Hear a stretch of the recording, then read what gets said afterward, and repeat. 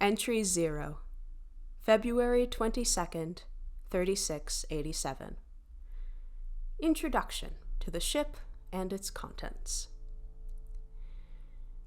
Dear stranger, pat yourself on the back, if you have one, because I am the find of a lifetime. My name is Demetrius, and I am a starship. I was sent out 668 years ago with 2 passengers and a mission to find Zankari's missing planets. Dear stranger, we succeeded, but you are the first to know it. For nearly 668 years, I have been stranded in space, without a transmitter, without an engine, without a sentient being in a light year's radius. Let's put aside how lonely that was for now and simply say that there remain 3 things of note within this starship. 1 is the remains of an insectoid. Their name was Kiri, and all their eyes are full of stars. There is no longer a mind behind the eyes to see the stars, or you, stranger. But for my sake, I entreat you to treat them with respect. The 2nd is an extensive digital archive, edited and recorded by yours truly. Following this introduction is a short selection from my archives, which will give you a sense of the story before we talk any further. Or, in the event that my system has failed before you discover me, I hope these selections will help researchers navigate the rest of the files on my hard drive. Last is a plant, with vines sunk through the metal of my body. It is shriveled, browned, and dormant, but, my dear stranger, do not forget the plant. Congratulations on your discovery. Please cite as DMTRS-2989-6 when reproducing these documents. And please, please, please, please, do not leave me here. Either tow me with you or cut my power supply.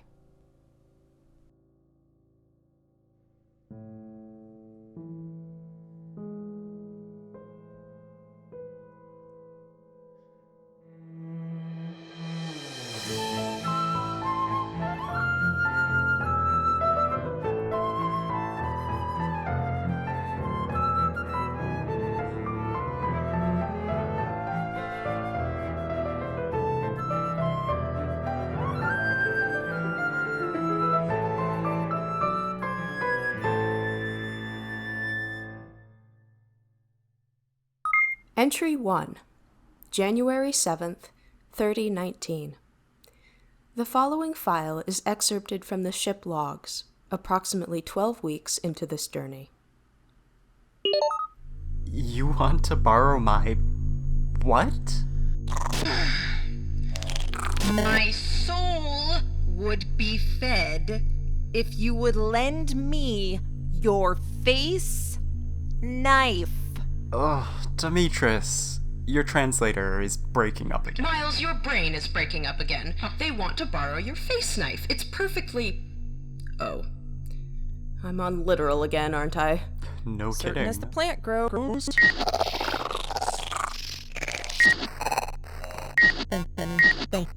Thanks, Demi. Yeah, thanks, Demetrius.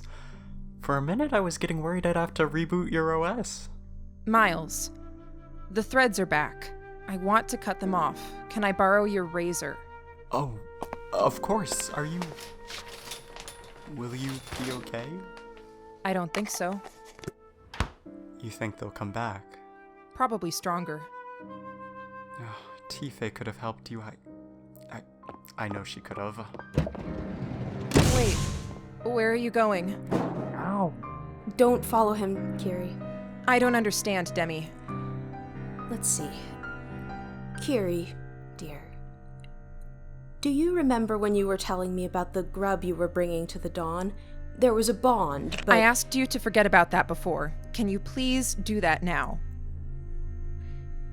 My illustrious programmers gave me a lot of talents. Forgetting is not one of them. I'm sorry, Demi. But why'd you bring up my grub when both of us would want to forget? It doesn't help anyone. Boluwatife is Miles's grub. I hear. And I think I understand.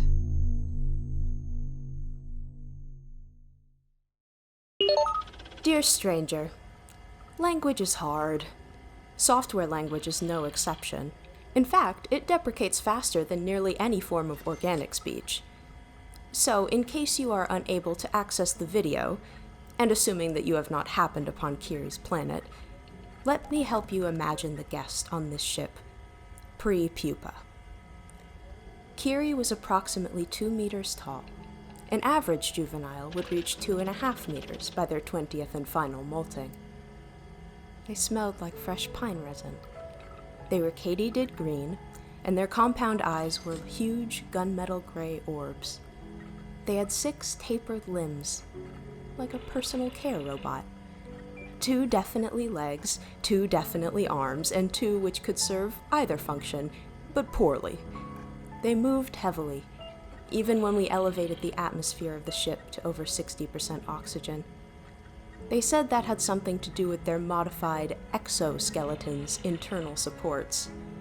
But even though Kiri came to us injured, they rarely stumbled or slipped in the unfamiliar territory of the ship.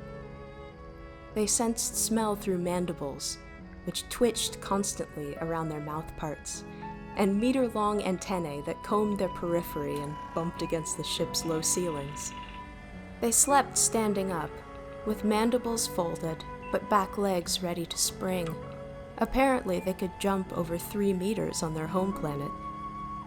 But the space on this ship was far too cramped for such a leap.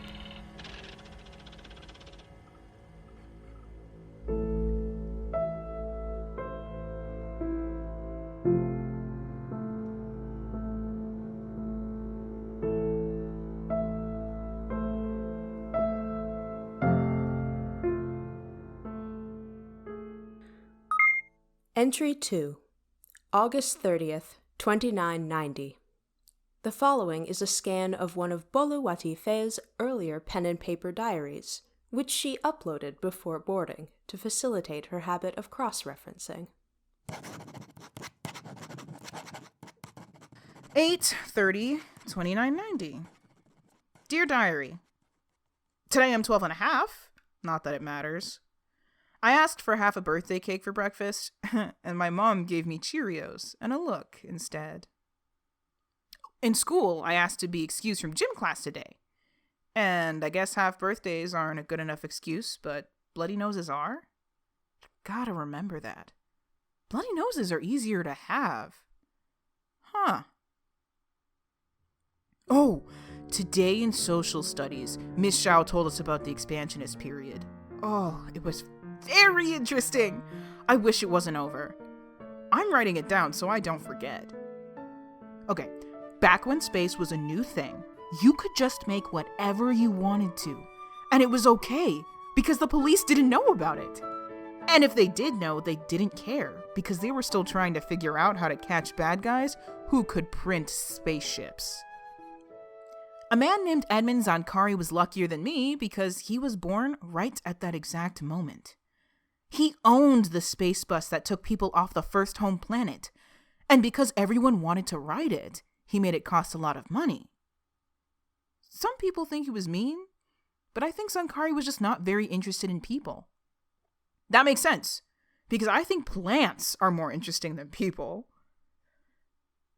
Zankari had one very specific question in mind that Ms. Xiao had us brainstorm answers to.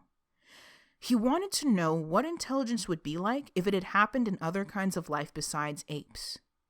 For my answer, I said intelligences would have been more patient if they'd happened in plants, because plants are more patient than people. Min laughed at me because she said that only a dummy would have spent that much time gening up a stupid plant. Miss Zhao told her to allow me my perspective. And Min said yes, but then she went and whispered to her friend behind her while looking at me. If I hadn't been so interested in class, I would have asked to be excused, to go to the bathroom so I could be mad by myself, but I just thought to myself that it was my half-birthday, and whatever. Anyway, Zankari made a lot of planets to see if intelligence could happen another way, because he had that much money. He hired a lot of scientists to make new animals and plants, and then he died because he was old. People kept watching the stuff he was testing, but then the government made them stop. Now no one knows where the planets are, and Miss Zhao says that space is so large, we'll probably never find them. I don't agree. I'll find them. Once I'm an astronaut. Ooh, I hear Dad calling me to dinner. More tomorrow or whatever. Editor's note. There is a doodle to the right of this journal entry, in sparkly green pen. It was scribbled out, apparently by the author herself. I digitally removed the scribbles, but I honestly can't tell what it's supposed to be. A tree? A starship? A dodgeball bludgeoned nose? You can access a copy in the Stock IDs subdirectory and form your own hypothesis.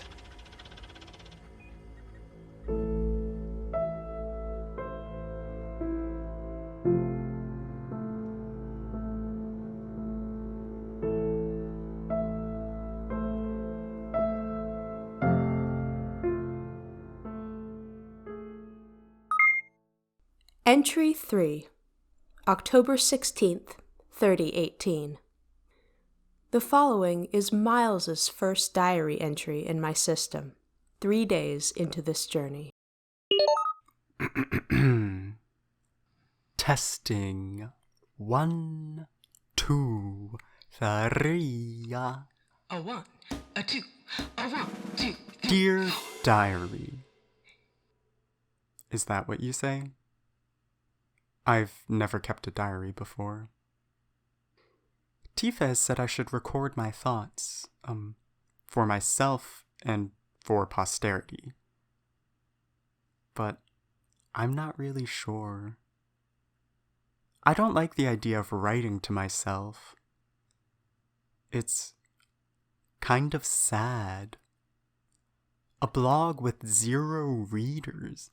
If it helps, you could address it to me. Think of me as your first follower. I didn't think computers followed blogs.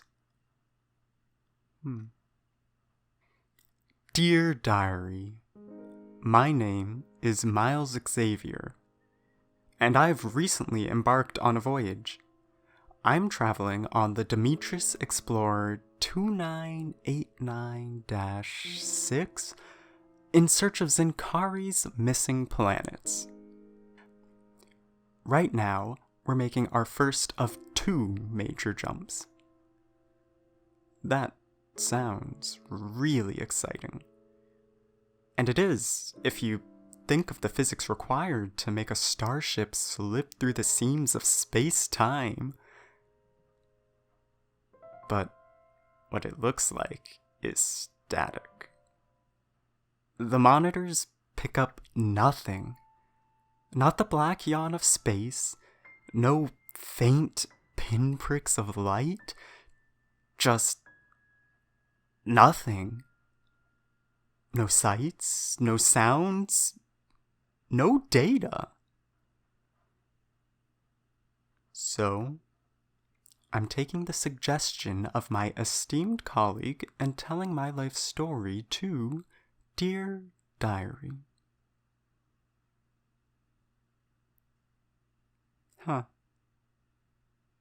Actually, there isn't that much relevant to say about the first 25 years.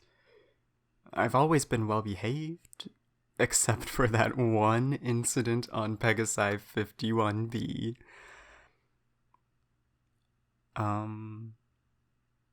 I was, well, one of 100 billion kids obsessed with the expansionist period.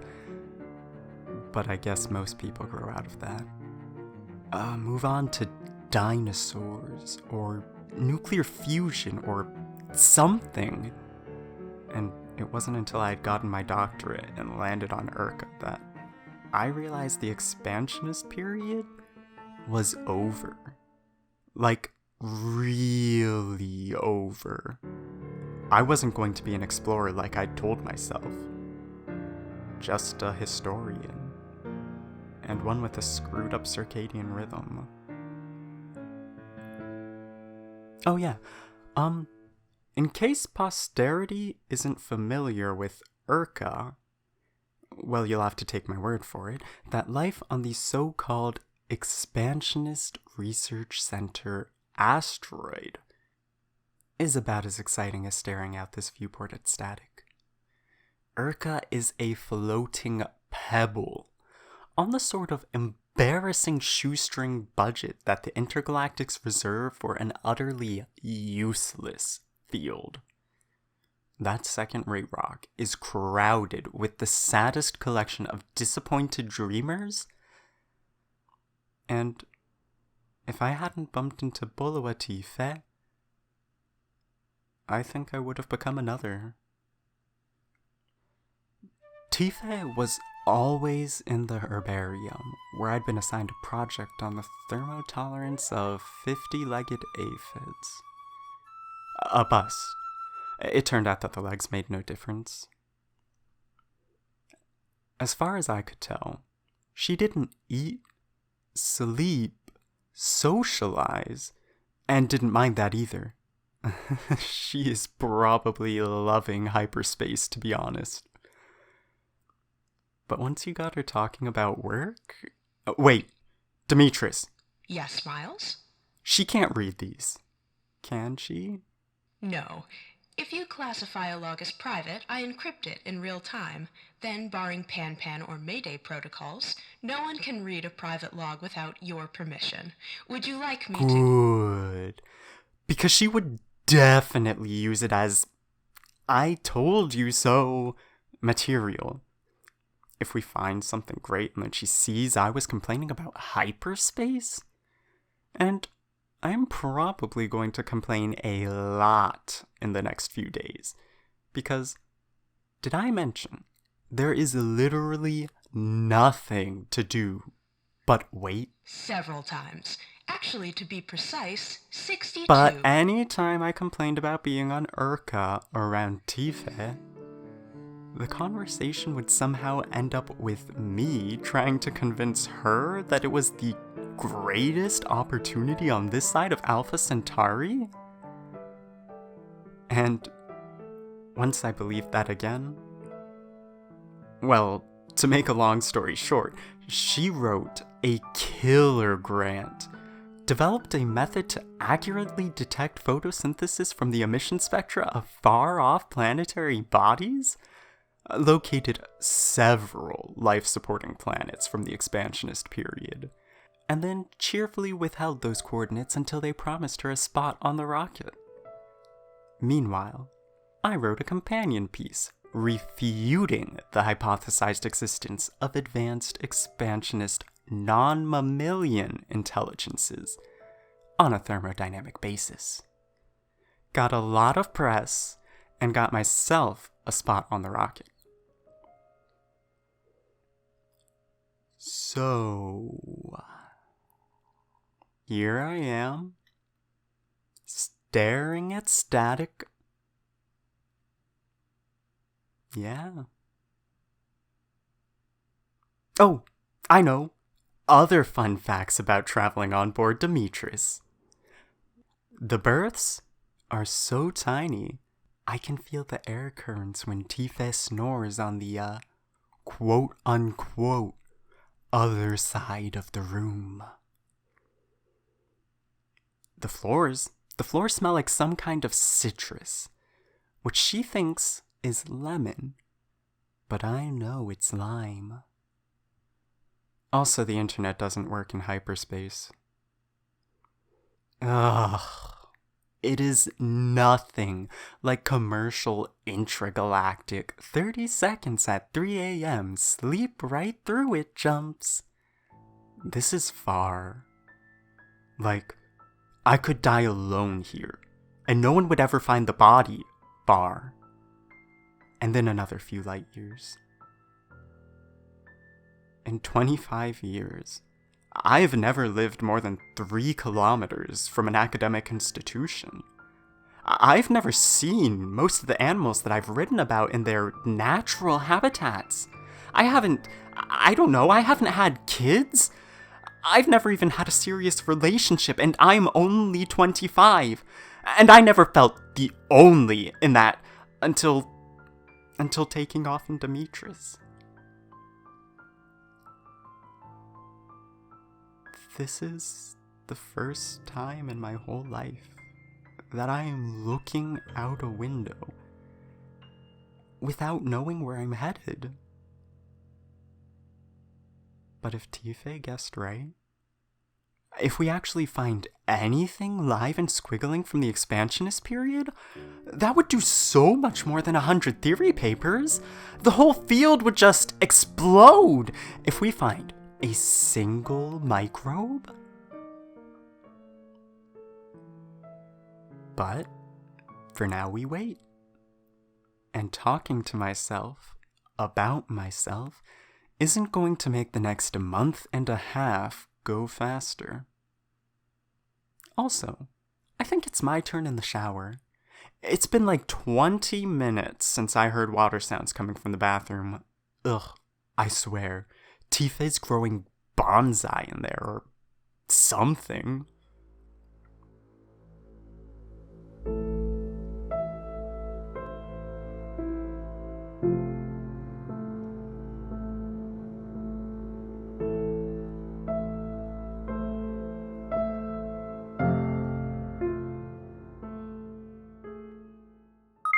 Entry 4, December 24th, 3018. The following file is excerpted from my early conversations with Kiri, approximately 10 weeks into this journey. I was scared when I woke up on the ship and no one answered. I'm sorry. Well, at least you understand now when I say that. You do understand me now, don't you? Almost completely. I'm also sorry it took so long to figure out the language. Well, relatively speaking, you know? All I had to go on at first was where am I, and that's not much of a basis for syntax. You know. So that's why you started repeating it back to me. I thought it was an unsettling sort of... Yes, I repeated your words back because I figured you might say something more. Which I did. Which you did, yes. So... now, if you ever land on my planet again, you'll know how to say, I'm hurt, and is my grub alive, and can anyone help me? Several ways. Not to mention, is my brain already soup, and I hope this isn't the afterlife, and also... I am sorry, more than I can... Wait, you just said, if you ever land on my planet again. Yes. We haven't taken off yet. Of course not. You don't think we would take off without telling you or asking permission? That would be... Do you have a word for that? No. I guess that's a good thing. Anyway, what I'm trying to say is, if you are well enough, say the word, and I will open the airlocks. Demetris, the answers to the questions that you didn't know how to understand are... I'm hurt? Yes, I was hurt. A couple days' rest healed me. The injury wasn't serious once I got the tooth out. Is my grub alive? No, my grub isn't alive. I saw the predator and its pups tear it up back by full twilight. That was 3 sleep cycles ago. I started to see it again when I stumbled into the ship because I still had venom in my blood. If you can forget about this, please do. It helps. no one. Can anyone help me? I don't think so. I lost my grub, and I wouldn't return to face the others, even if I could. Can't you? Demetrius, here's how it's supposed to work. We're dug up as grubs, in full twilight, and carried to the Nightland. We live in a huge juvenile domatia until our 4th or 5th molting, eat nectar, and then bond with the plant. We take up a trade and care for the plant in return, for up to 20 moltings, growing taller and stronger and developing beautiful innermost thoughts. Then, the first telltale sign. A small, dark, shining patch on our skin. The patch is as hard as a predator's scales, but is actually made of tight-knit threads sprouting from our pores. It's the beginning of a pupa. For a couple days, that patch is all there is. We trace it with our antenna and wait. 3 changes in our body confirm that we're pupating. First, the Nightland feels freezing cold, when once it was comfortable. Secondly, we have telltale dreams about walking under blazing orange discs. I'm convinced that these represent a star, and furthermore that there's a star heating the dayland of our planet.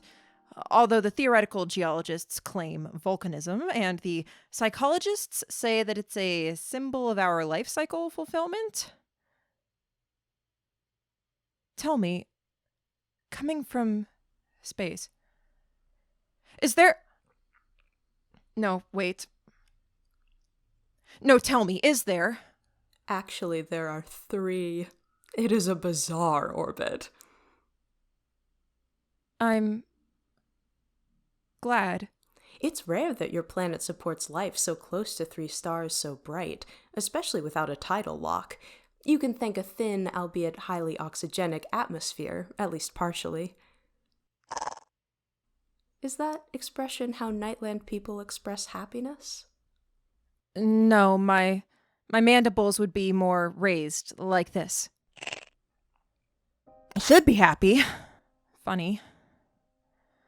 But it's less satisfying to be told the answer than I'd hoped when I used to dream about knowing.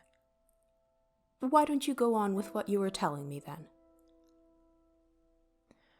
Well, Demetrius, continuing what's supposed to happen.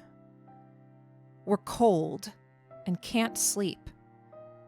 We have characteristic dreams of our 3 stars.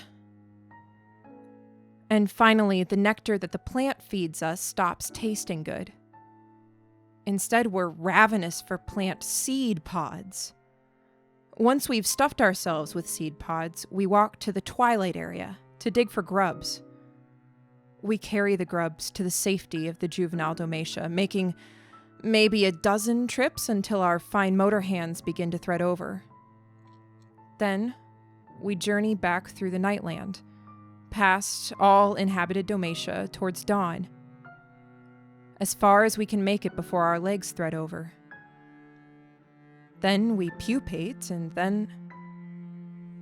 no one knows. Nothing at all? We know the shape of our adult form because we've seen their remains. Sometimes we find the exoskeletons intact around plant sprouts, and the grubs that we dig up around twilight. They're tall, thin, and reflect light into beautiful rainbows. Perhaps our adult forms still have beautiful innermost thoughts. Perhaps they're empty. The topic is subject to active debate, but I do know what'll happen to me. Oh? I'm not sure you want to know. You don't seem to dislike me. I do want to know, if you are willing to tell me. All right. I don't dislike you, though. In fact, I just Clarifying that point, yes. We're supposed to grow with each of our 20 moltings. Some of us don't. I'm one of those runts, the lifelong larvae who remained small and soft, while all the other larvae around me became tall and strong. At first I minded very much, which isn't unusual. It's hard to see those on every side of you follow a path which your body has closed off. Then I stopped minding, which also isn't unusual. The lifelong larvae can perfect their trades in a way that the other juveniles don't, simply because we've got so much longer to do so. We accrue and pass on knowledge. As we age, lifelong larvae tend to become invaluable. And, even more importantly, content. I knew more about the stars than any other bug in the Nightland, and I trained 12 apprentices. I lived long enough as a larva that I moved Domatia 6 times, as the old ones slowly began to warm and the plant tissue grew soft. This, by the way, supports the theory of my camp of astronomers that the Dayland isn't heated by volcanism, but by the radiation of a nearby star. Or, as you say, 3 stars. I hypothesized this would mean that the ground is slowly but surely rotating under our feet, and that Dayland and Nightland aren't actually fixed locations. I felt longer and longer range plans develop in my mind, ways to make clearer, harder lenses from clarified sap, and mount them more steadily, a new notation system for the night sky to try to actually measure the rotation time of the ground beneath us. Well, it doesn't matter now. I woke up one sleep cycle to find a scaly patch on my backmost left knee. So you were going through the full life cycle after all? Almost certainly not. I'm too small, have too little body fat to pupate successfully. Lifelong larvae who begin to pupate are the unfortunates of unfortunates. Rather than move on to an unknown future, lifelong larvae who start to pupate die. Anatomists have historical records of lifelong larvae who pupated without making it far enough towards the dawn. All they found inside the outer casing was a sort of soup. When I saw the pupil threads on my leg, I knew that's what it meant for me. What did you do then? I felt cold and couldn't sleep. I dreamed of orange stars. I couldn't eat nectar, so I stuffed myself with seed pods. Then, I followed an irresistible urge to walk towards twilight. I tried to hope I'd pupate successfully. It hasn't been known to happen for a lifelong larva, but I hoped because I was scared to die. Demetrius, I'd expected a long life. I was in my prime. And now, surrounded by juveniles who were at peace with entering an expected unknown, all I could do was hope that I'd also turn into something unrecognizable, but alive, instead of soup. I was slow at every task. I was small and weak. No one laughed at me. I dug hard in the tall, burned vines and sprouts and exoskeletons at the twilight end of the nightland. I watched my fine motor hands thread over. By then, the dreams of orange discs grew so strong and sweet that I'd see their fire if I covered even one of my eyes. I'd only dug up one viable grub, but I loved it all the more for that. Like I've never loved anything. The instant I touched its carapace, it mattered more than the shape of the constellations. I carried my grub towards the juvenile domatia. Soon I learned I'd never make the journey, even if my legs waited long enough to thread over. Predator eyes multiplied in the vine husks in the dim light. Once I was out of range of help, they attacked me. They ate my grub and mauled me. I fought back, although I didn't know why I fought at that point. They followed me, waiting for the venom to spread through my body and delirium to take hold.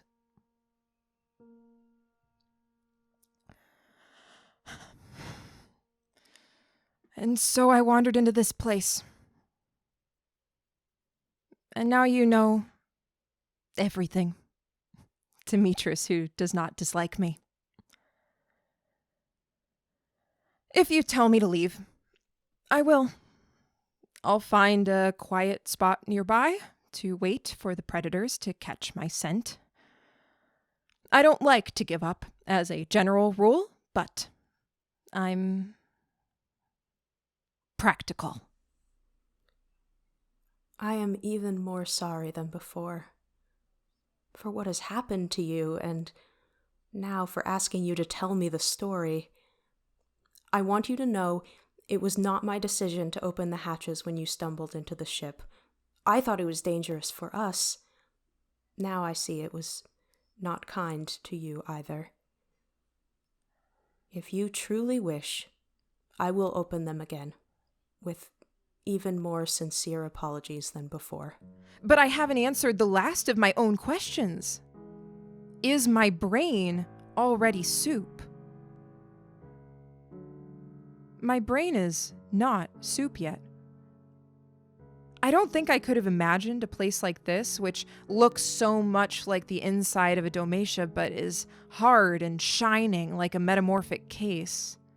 It's so strange that I believe it fully. I don't think I could imagine being quite so cold as I'm getting. And you said there's an engine room, which is terrifically warm. So open up the other hatch, and I'll go there. You said there's another being besides yourself. Perhaps that encounter will be too strange for me to process, but I think if the past few months haven't exceeded the limits of my mind, nothing will. You said we haven't taken off yet. Then by all means, do take off, because my brain is definitely not soup yet. I'm a good astronomer, and I could have been a great one if only I had a few more moltings. Now I will be an explorer, if you agree. Please agree. My brain is not soup. Not yet. Demetrius, I want to see the stars with my own eyes. It isn't enough to merely hear they're really out there.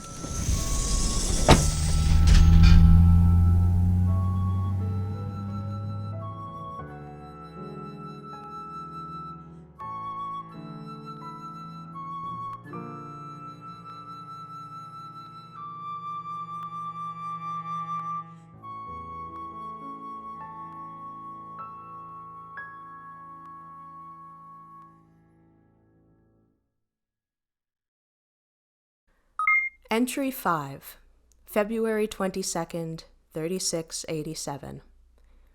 A brief interjection from yours truly. Dear stranger, what you have already heard is the best I have to offer. All the ideas and feelings that everyone brought on board this ship. These days, or nights, or whatever they are, it is sometimes hard for me to believe that I was once such a vibrant environment.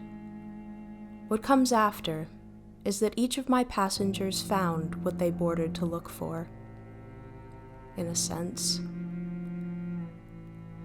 And that could be beautiful, in a sense. At least, that is how I try to think about it. If I still had a transmitter, I would have shouted this story to the stars a long time ago. Instead, I'm re-editing, recompiling, redrawing the picture of our trip from Urca to Aurea to Myrmecophia, and part way back. Eventually, future historian, I hope you will read, watch, and listen to the full logs of that trip. This is a small piece of it. I've translated these selections into every last language in my database, plus likely future dialects based on past linguistic trends, because if you do nothing else for me at all, I do hope you will listen. It has been such a long time since anyone did that.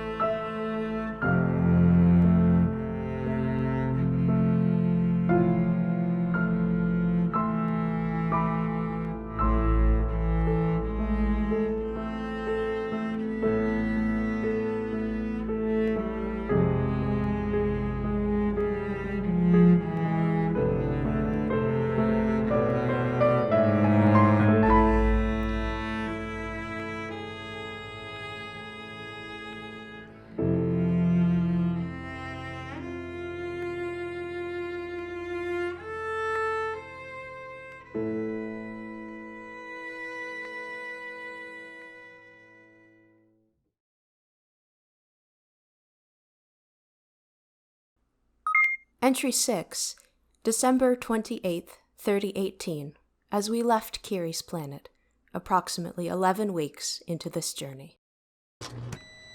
Taking off in 3, 2, 1. Go. Internal report, all systems nominal. I'm scanning the outside of the ship as the thrusters start to spew propellant. I think that was one of the Predators. A squat alligator body plan with ice-pale, inch-thick scales and a retractable sail on its back. Oh, I hope the sudden change in ambient temperature doesn't kill it. I wish takeoffs weren't so violent. Do they really have to be?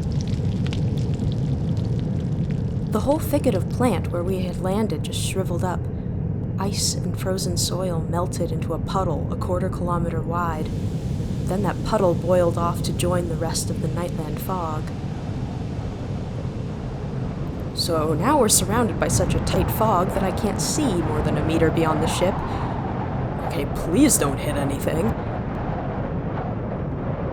Come on. Come on. Okay, we're through. We're heading for the upper atmosphere. Report again, all systems nominal. Kiri, what is it like to leave your planet for the first time? I thought I'd be ready. I've been expecting to die for a while now. I lost my grub. But look, it's beautiful. It is, isn't it? I wish I'd stepped out onto it. Would you like to turn back? No. But Tife would have stepped out on it. Oh, look, that has to be the Dayland! I never thought I'd see it with my own eyes. Toasty. Even the soil looks burned. But I like the contrast with the purple. Man, Zenkari must have had a good design team in addition to the best science minds money could buy. That's it! There! I dreamed of that orange. Both the soil and the star. There. Huh. What? Nothing.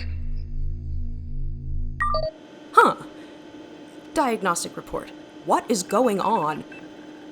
Nothing. Probably nothing. Almost certainly nothing. But almost certainty isn't good enough. I'm responsible for everyone's safety here. Okay. Demi, think. Why did the go signal reach the first starboard thruster a small but measurable amount of time before the port thruster? Okay. Best case scenario is that nothing is broken in my body and nothing is broken in my mind. Quantum effects? Sure. Let's say that all the electrons leaped out of the port-bound wires, went on a sightseeing tour of the star system, and then got back almost in time to coordinate propulsion. Nice idea. Next. The transmitter tubing. Now, this is a known defect, unlike the electrons, which I am sure are perfectly lovely electrons. When we left Aurea, water evaporated out of the place where my transmitter used to be, which told me that there was indeed a tear in my outer hull, probably exposing the pipe for communications wiring. Ugh, gross. But I fixed that. I released sealant to repair the breach after we landed on Kiri's planet, so the gap should have been perfectly well sealed before takeoff. Even if the sealant failed, or alternatively if I sealed in any gunk or moisture, that hypothesis fails to explain any inconsistencies in processing speed. The tubing runs near the fuse gen, but nowhere near the subsea propulsion systems. Plus, we jumped from Aurea. If the transmitter defect had allowed outside water into the fuse gen, well, we would already be dead, which is inconsistent with current sensory input. So, conclusion, that particular system is compromised but isolated. That leaves me. Let me see. When I noticed the delay, I was running takeoff procedure, monitoring the environment, maintaining a few thousand background processes, and chatting with Kiri and Miles. Both of them were watching the receding planet. Well, Miles was at the far edge of the room, looking and then glancing away. Kiri was so close to the viewport that all three of their planet's suns reflected orange in their compound eyes. In any case, neither of my passengers so much as breathed in the direction of a control panel, so I can't pin the error on them. Could I have imagined the delay? Better run a general processing speed diagnostic test. And done. Overall systems are within error. It appears that I lack sufficient information to identify the cause of the problem. Diagnostic report inconclusive. Assign a medium priority tracking task to collect incident reports on any further system perturbations. Nothing. Yeah, nothing much.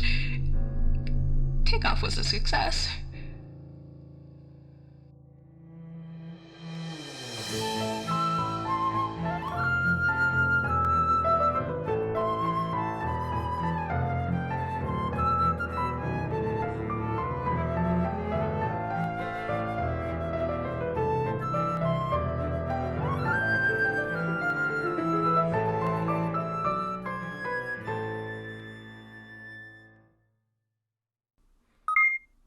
Entry 7, October 25th, 3018.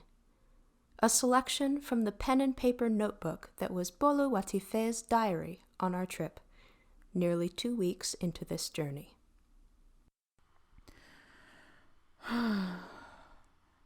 Dear Diary, red dust is gathering in my brain. I thought I'd emptied it all out of my imagination years ago, but that's sand for you. It started with a bad mood that was building over the 12 blank days of our trip so far. Perhaps the old dust was already building behind my eyes. but I hadn't recognized it yet as anything but antsiness. I began to pace the 3.5 rooms of the ship. I started with the main room. Miles snapped that he had a headache, and could I stop stomping? I said, "If your head hurts so much, do you really need to shout?" He stuck out his tongue. That bratty son of an intergalactic diplomat actually stuck out his tongue at me. Oh, I wanted to reach over and pinch it. I was so pissed off, but instead I just stopped pacing and switched to push-ups. I was at 43 push-ups, and my arms were barely burning. I could have made it to 100, but my nose brushed the ground, and the dust on the floor flitted in front of my eyes, and I knew it was gray, but it looked red. So red that I stopped at 43 push-ups and left the room. There was nowhere to go but the bathroom. The engine room would only be a fun place to walk if you grew up on Venus 005. We actually have to wear our outside suits into that little closet, and even then, we can only make adjustments in 15-minute stints with sweat running down our faces. Plus, I was sure the heat in the room would make everything look red. The lockout chamber doesn't really count as a room. Besides, you have to pass through the engine room to get to it. I showered, then pushed the shower into the wall and pushed the sink into the wall and stood in that small, empty closet of a bathroom and watched a mote of dust fall down from the ceiling. Red. I missed my partner and my children then. In a selfish way, because I felt that if they were here with me, I'd be more grounded. I wouldn't start slipping back like this. I missed everything I left behind in various stages and places in my life. My cubbyhole back on Urka, and the neatly ordered herbarium samples which I'd left behind to come here. My Noe 703 high-rise apartment and family there. My potted plants. My lecturer position. And volunteer job at the greenhouse, which I'd left behind, supposedly temporarily, to come to Urka. My first family, back in my childhood home before we fell apart. My parents, a profusion of unnamed, now extinct plants, and wide, wide ocean. I didn't miss the spaceport. I rebuzzed my hair, but my hand was shaking, so it slipped and drew red blood. I cleaned the small room meticulously with the sponge vacuum on the wall till the blood and hair were gone, and it smelled like fresh lemon. But I left the 3 strings of mold in the shower.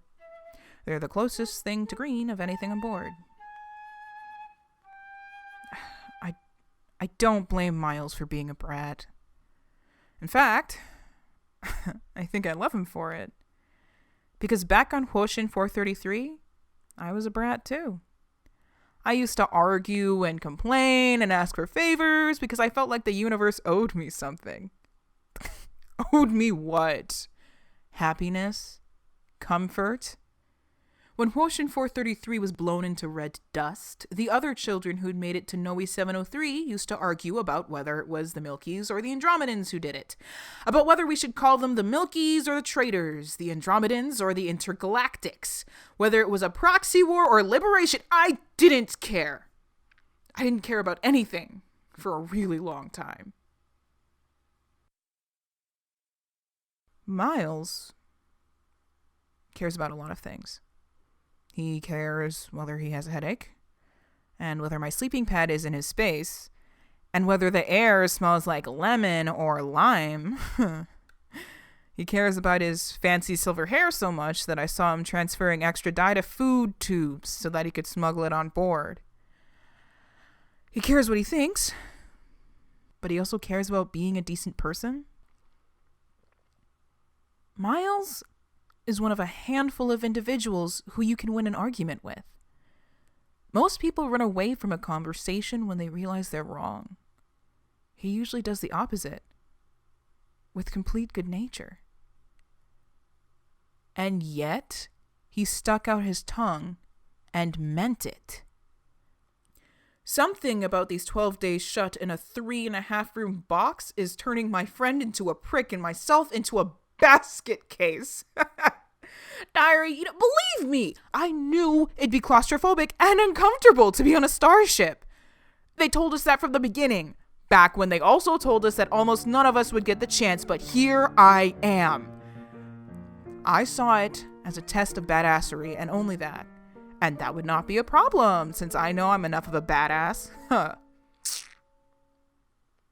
was wrong. I'm so claustrophobic here. In this gray box where the only green things are 3 sad threads of mold in the shower. There's nothing badass about missing life. Nothing badass about missing living things. I should have learned that in the spaceport where they held us in the weeks after Huoshin 433 blew apart. The spaceport on Noe 703 looked nothing like Demetris. It was terribly spacious, for instance. Maybe that's why I didn't make the connection at first. The spaciousness of Noe 703 didn't conceal its claustrophobia. In fact, it made it worse. It made me think about how Noe 703 had been a thriving agricultural planet once, just like Huoshin 433 was right before they destroyed it. How there used to be people maneuvering equipment and fresh produce down the halls I then wandered alone. Well, everything changes and gets used for something else. Like the dust. It floated into the Noe 703 spaceport from Huoshin 433 and coated everything. The planet that I'd grown up on was made from iron-rich red volcanic soil, which once fed the roots of hundreds of crop plants and thousands of wild species. It followed me to the refuge and coated my sandwiches so that I didn't want to eat, stuck in my hair so that I'd cut it short, and got in my eyes so that I let myself cry for what was lost. It filled my throat so that I became less talkative, choosing instead to stay quiet and taste my planet. My words would go in a diary for my dusty eyes alone. Sometimes peaceful, sometimes parching. That red dust somehow kept me sane at the time. But since then, it's driven me crazy. Life is similarly on hold here, and no one tries very hard to hide it. That must be why I'm returning to the past, even as we fling outward toward the stars. Or maybe the memory of dust has only been dormant, waiting for the perfect combination of claustrophobia and homesickness to send its red roots through my brain. Some things can wait forever for a signal, like the cone of a lodgepole pine, which can lie for years on fertile soil but never germinate until a fire sweeps the land. Ugh! This bathroom is so small that I have to hug my knees when I pee, and I'm 5'0". It wasn't meant to be a study, but I'm sitting here now to write you, diary. This journal's smaller than comfortable, in keeping with the theme of this entry. But it fits perfectly in my box of tampons, and Miles will never look for it there, which is worth the wrist discomfort. I wonder if Demetris knows I'm writing this. It all hinges on the legality of camera placement in public versus private spacecrafts. And I'm not sure I want to know the answer. See October 8, page 282. Well, more tomorrow. Boluati fea de unmi rimi pe rotimi a kintoye.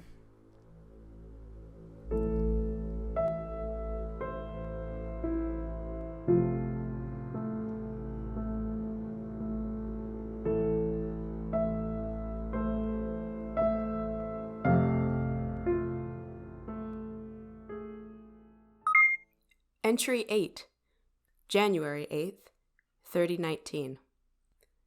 The following is another of my conversations with Kiri, approximately 12 weeks into this journey. So the dust clouds are where stars begin, then? I always argued they're where stars disintegrated. I wish we were passing more of them. Are you sure this is the last? Yes. Well, technically, they are both. No, if I understand you right, they're the result of stars disintegrating and the place where stars begin. It wouldn't make sense for the nebula to be the place where a star disintegrates, since the nebula doesn't exist until the star's already exploded. So, you would say that to claim a star disintegrates in the place where it has already disintegrated would be, what's your phrase? Oh yes, contradictory and therefore useless? Exactly. And what about you, Demetrius? Yes? How did you begin? Such a simple question. But you are the only one to ask me that. Well, I began my physical existence as more of a star yacht, in the possession of a corrupt moon auditor's dilettante niece. After the Oort scandal of 3001, the government wiped my drive, removed my upholstery, and sent me to a research center as an exploratory vehicle. I was a white elephant. The center had absolutely no idea what to do with me until they realized that their code would compile faster if they used my drives for memory. I languished on the ground, processing data, for 6 years. Towards the end, I developed my charming personality and started playing all sorts of little pranks with their data. They turned me off. 10 years later, and to my great surprise, I was rebooted and sent off asteroid with 2 passengers and a mission to find Zonkari's missing planets and to answer the question, how would intelligence differ in a non-mammalian system? And what did you think of that mission? I thought they could have gotten the answer by talking to me. But now, I think I am glad that we went on this mission. Otherwise, I would never have met you. That is not something you should say to someone whose mind might soon be mush. Kiri, I'm sorry. Even if by some miracle I survive the pupa, I'll be... What's your word? Rebooted. It's wrong to be sad about it. But how can I not be sad to be rebooted if there's someone else who will be sad? I can try not to be sad, if you would like that. Anything you need. Just let me know. Somehow that's worse, to think you wouldn't be sad. No, what am I saying? Being sad about this goes against everything that I was taught. I was sad when my first friends pupated. I wondered if they also missed me after their bodies transformed inside and out. But what comforted me was that they weren't sad. It's the natural thing to pupate. I wasn't expecting it, though. I think I'd feel differently if I'd known this was coming for moltings and moltings. Demetrius, what's it like to be rebooted? Mostly quick. And humiliating. You know, I really miss my original upholstery. My processing speed still dips anytime I think about that pink suede ripped up when it was perfectly good, only had a couple of suspicious stains here and there. But I am a different sort of machine than you. Maybe your reboot will be different. Demetrius, I'm scared. We share that feeling, at least. Editor's note. They stared out of the engine room viewports at the nebula, which was pink and purple, green and gold. Kiri remained still for long enough that I did not think they would respond, and the dust cloud reflected a kaleidoscope in their compound eyes. Either this was affecting my processing speed, or I was still riled over my original upholstery. I added another incident report to the growing collection in my system-wide scan. I don't know whether sharing that improper feeling is fortunate or unfortunate. Why not both? Because that's contradictory and therefore useless.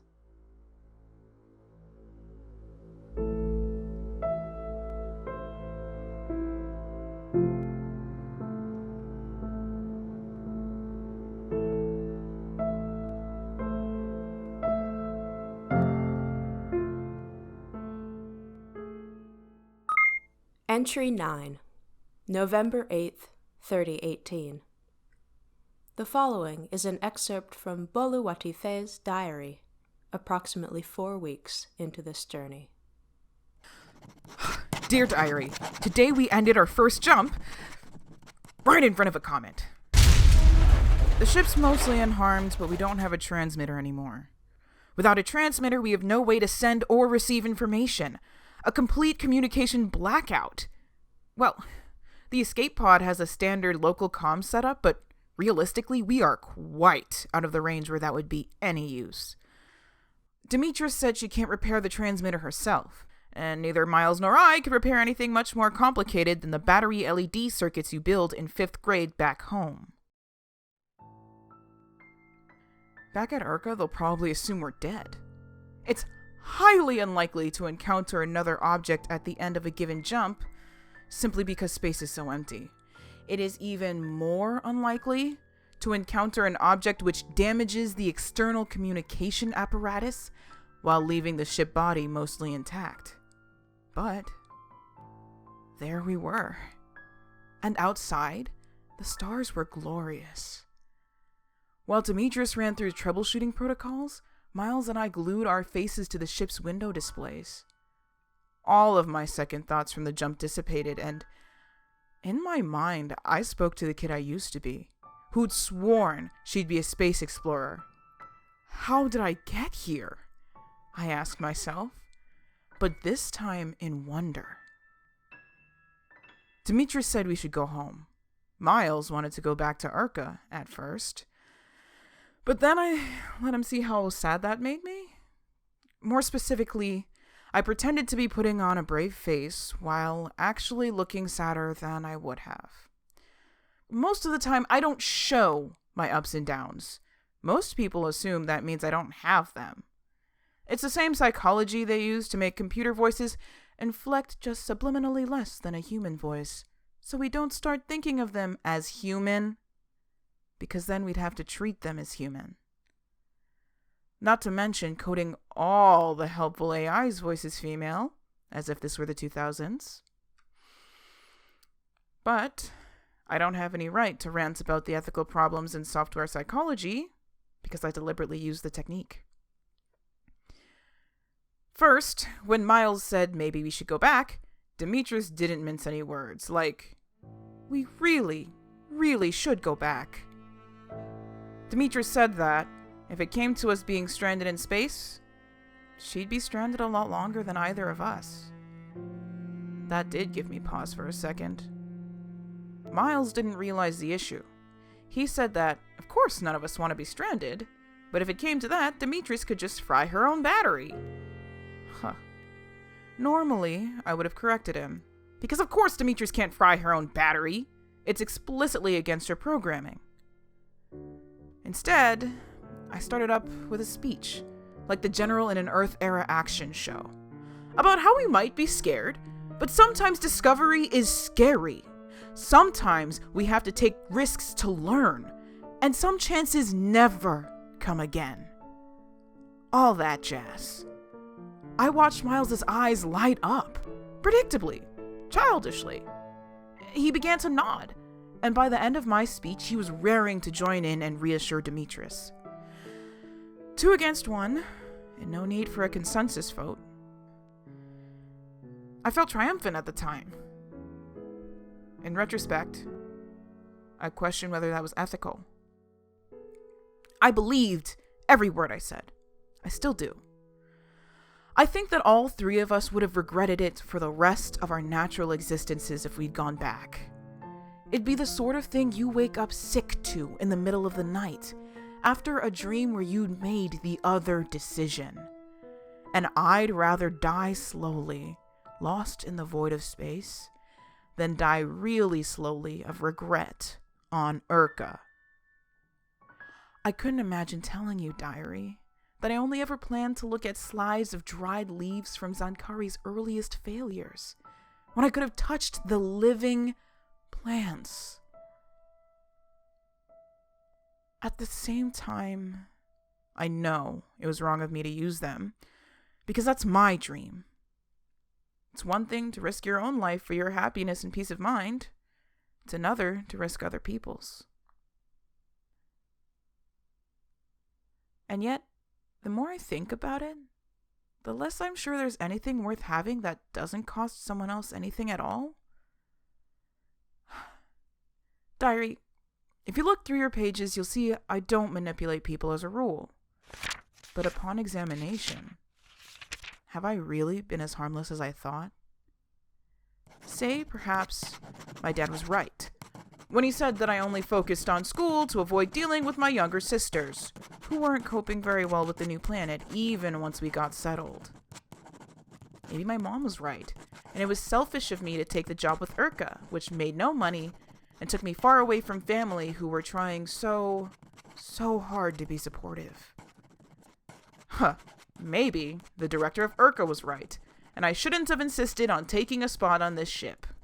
Maybe his nephew, another oblivious genius like Miles, but lacking any obvious redeemable qualities, was a better choice. After all, I found the coordinates.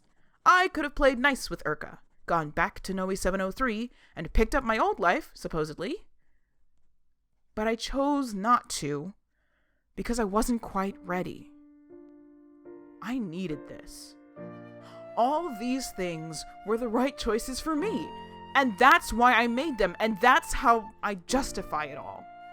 The fact is like a heartbeat. I was born to solve this mystery. I've spent so many years looking at the remnants of the expansionist's garden, and I've given up so much to do so. I have to see what kind of wilderness that became. I can deal with the consequences later. Diary, I still want to believe that what I did today was less than wrong, even if it's quite a bit shy of right. And maybe that belief won't come until we witness the living planets on which I've just bet all our sanity. I can picture cool bluish light tangling through sky-high grass. There could be fires burning in the center of live trees as wide as a mountain. Zankari wrote that anything the human mind could dream, he could build. Let's hope his dream is worth it. More tomorrow. Boluwati fe hadi wunmi erimi pe rotimi akintoye.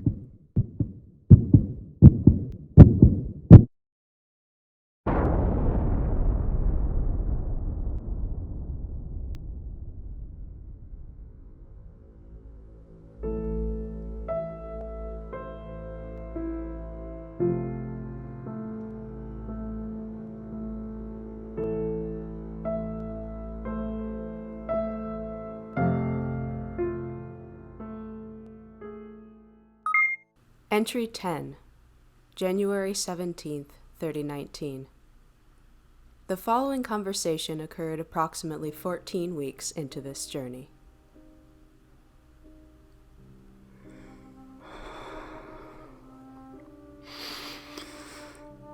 Okay, here goes.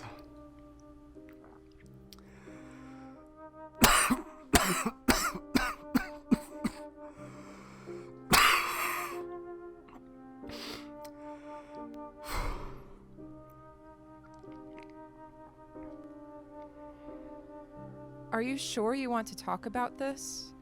Demetris told me you did, but she also said you're not well, so maybe you don't? I'm sure. I could get you more diazepine first if you need. No.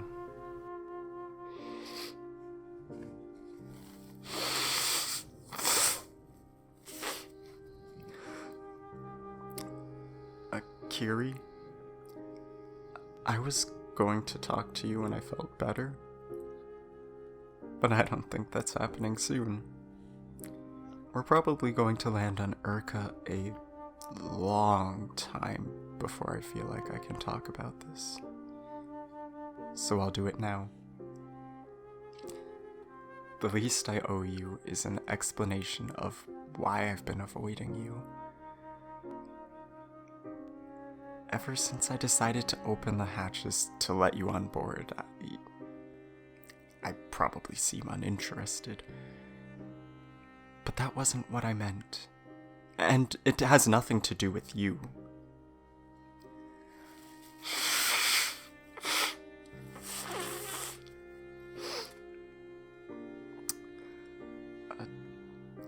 Demetrius told you about our mission, right?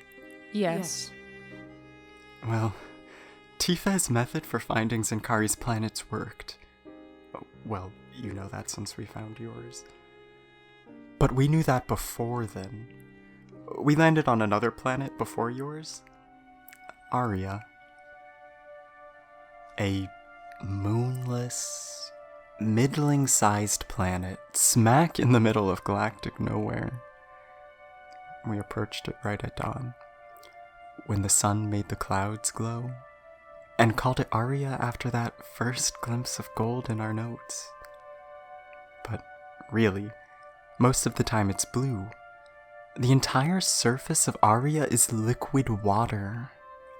Oh, Demetrius says you get all your water from nectar, which the plant gets from the fog. So I don't think I could describe it adequately. I guess we have the tape. Demetrius? I could play it again if you want, but... Yes. The last few times... Just play the tape. You'll tell me when you I'll want tell you to. when to stop. Okay. And... rolling. Yeah. Okay, so here we're through the cloud layer. And all of that stuff there, that's water. Liquid water. Wow. Something about all that water reminds me of home. I realized I had never asked her about her home planet. I wish I had asked right then. I am such an ass.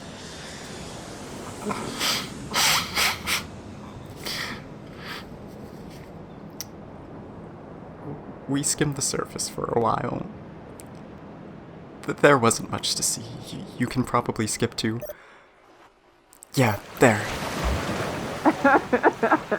Bubbles.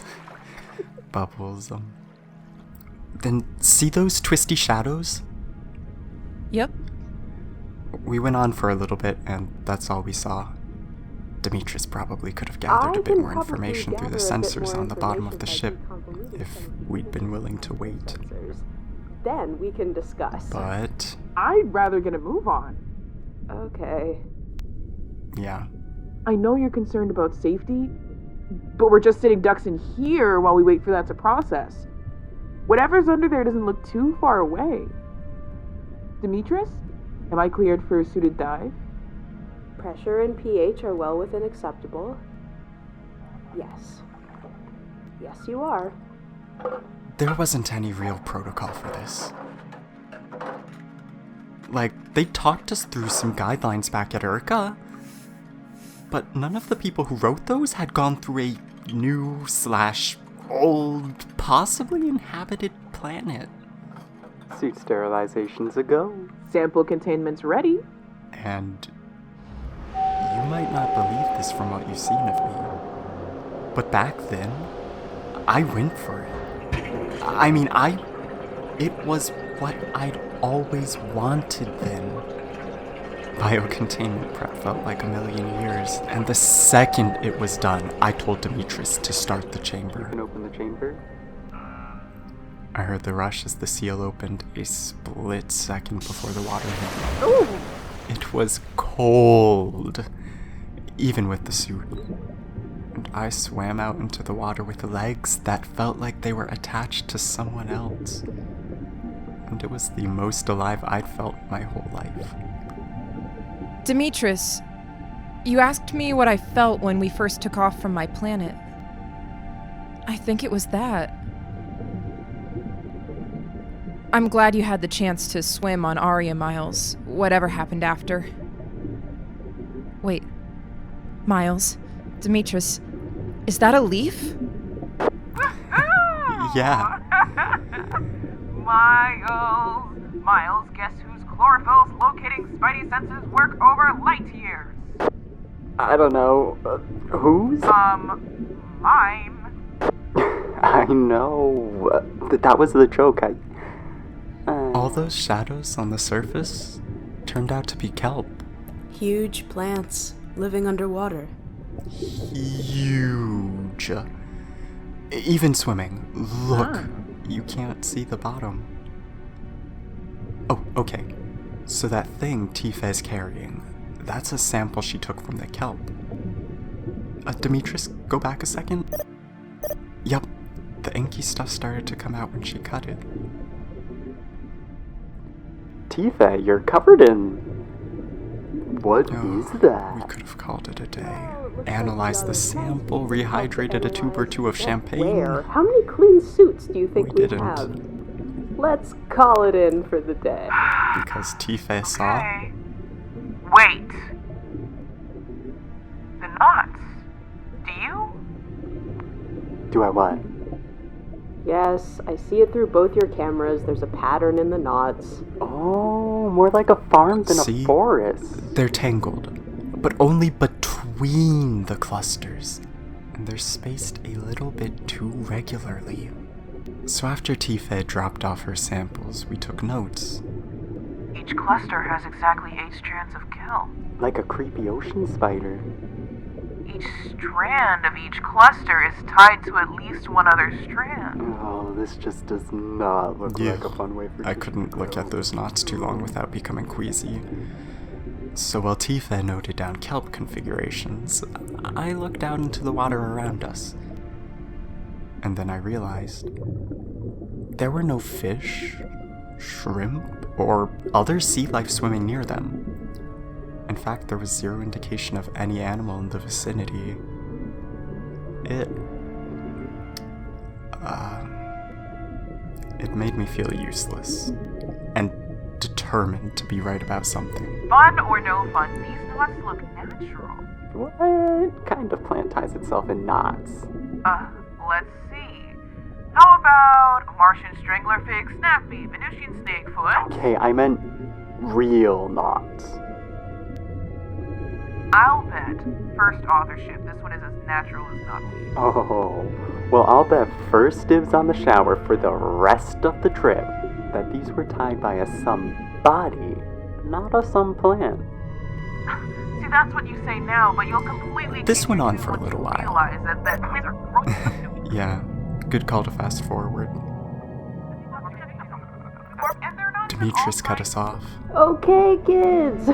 That's enough bickering. I can provide a fairly definitive answer in 60 to 70 hours. And I said, I've got to know I'm right sooner than that. I can get an answer sooner, on the order of 50 hours, if you both get back inside the ship. 50 hours right then seemed longer than the 12 days we'd just spent in hyperspace. We, Well... Demetrius. Let's see who gets Yes? the answer Demetrius, first. make it... Stop!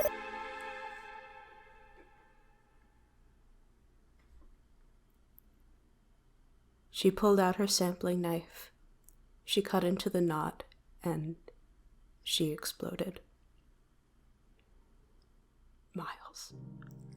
I don't actually remember the last minutes.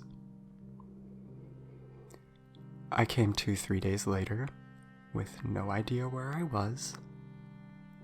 I was apparently lucky to survive at all. The oxygen tank was damaged, and I was pretty badly concussed. Demetrius somehow maneuvered over to get me in the lockout chamber, and then got the hell off of the planet. When I woke up, I made Demetrius replay the video footage so I could believe that it had happened. I have watched it all so many times, and it still makes no sense. 1 second, you can see a smile glint behind a faceplate, and the next there's just an ink bloom, then the ink clears and there's nothing that looks like a person anymore. How can a person just be gone like that? I am so sorry, Miles. It's not your fault. If I had worked No, faster... Demetrius, stop. If we're going to blame anyone, it might as well be me. I egged her on. I deserve to be alone in space. But you are not. Miles, I'm sorry I can't know you fully. I'm dying quickly, and you seem to need time to rearrange your innermost thoughts. What about Demetrius, though? You've been together this whole time since your friend died. She's cared for you many times since this conversation began, and I wonder if you've asked her once how she felt about what happened on Arya. I'm not saying this to cause you sadness, but because it's not useful to repeat mistakes. Once I'm gone, I hope you help each other to forget sadness. I have to return to the engine room. I'm shivering cold here. If you do come out, Demetrius says there's something clogging her engines, and my fine motor hands aren't compatible with your tool set. If you don't feel able to rise, I understand. And I think that Demetrius does as well.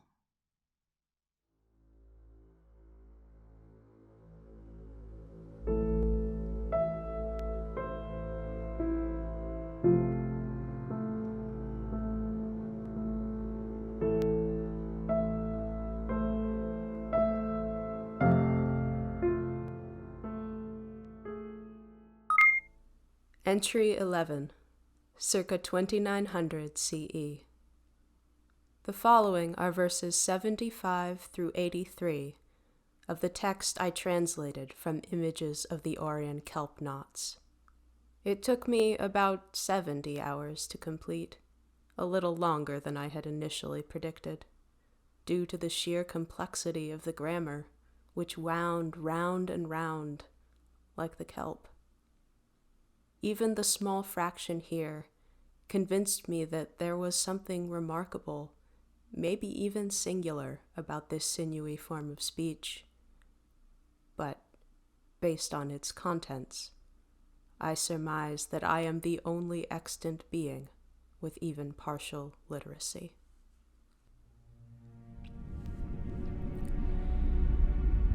And by our 8 arms we are a warlike people, and will not suffer injury without recompense, even should it mean our own destruction. Our enemies swore that they would poison our forest farms, for we had encroached upon their territory with atomic devices and killed several million nesting octopuses among their number, who, being nest-bound, could not flee from our attack.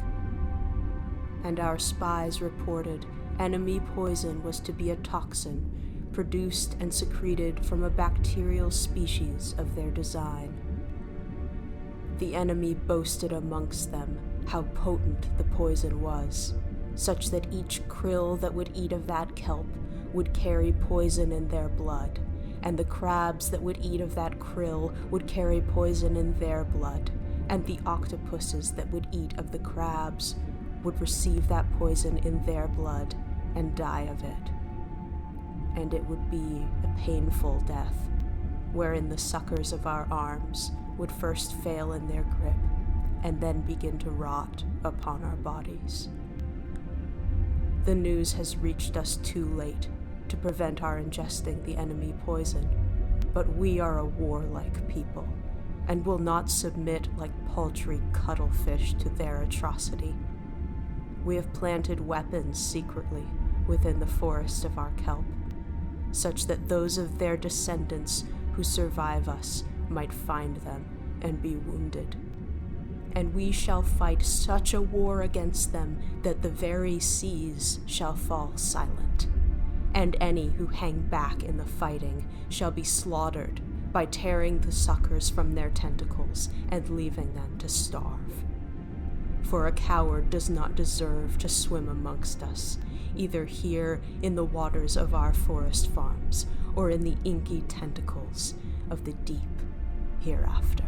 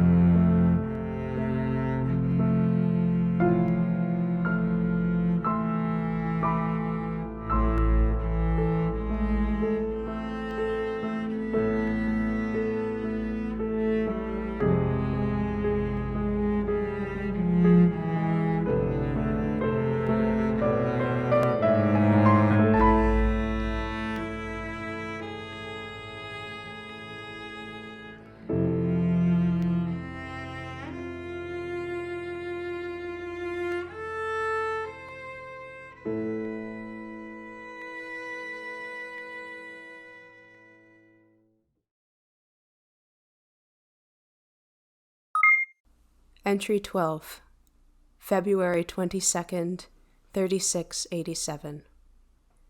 A quick note from me to you. Dear stranger, this is the final group of documents which stand between you and your question, which I am almost sure is, what went wrong?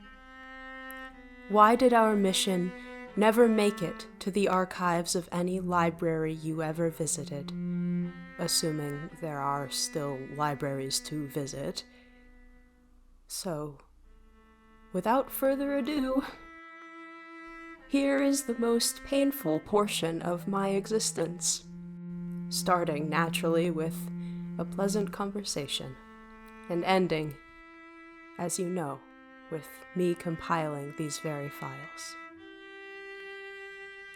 I hope that it is of interest.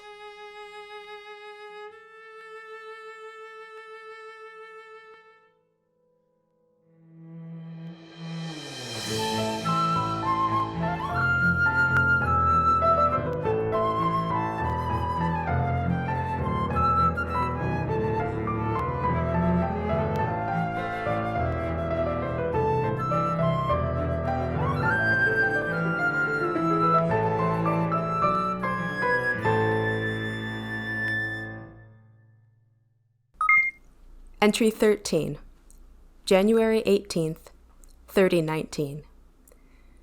The following conversation between Kiri and myself took place approximately 14 weeks into this journey. Okay, so that blue planet out of the right viewport is Aurea? No, I took the liberty of altering our return course so we would not pass by Aurea. This is one of its neighbors. There's a whole string of rock giants with liquid water here. I wonder what made Zankara scientists pick Aurea out of the bunch. Thanks for telling me what the Aurian octopuses wrote in their kelp knots, Demi. I think I understand them better now. Miles set the permissions on these records to open after our conversation the other day, and he said I could share them with you if you were interested. He wanted me to tell you that he thinks you're right. He says he's rearranging his innermost thoughts, as you put it, but needs to spend a little longer alone. I don't mind spending the time this way, so no apology needed. I'm glad, Kiri. I don't mind either. Quite the opposite, actually. But I think Miles will come around sooner than he thinks. And either way, if we make it back to the asteroid before you pupate, you will get to meet other mammalian people too. I wonder if they'll understand me as well as you do. I hope so. They... Demi, I have something to ask you. Yes? Can you turn up the heat in the engine room? What? Turn up the heat? I feel very cold here. The engines don't get much hotter than this outside of a jump. Especially not with you keeping the viewports open all the time. That does not do wonders for thermal efficiency, per se. Which is not to say that we should close them. Plus, my engines have been feeling a bit off recently. Maybe... I digress.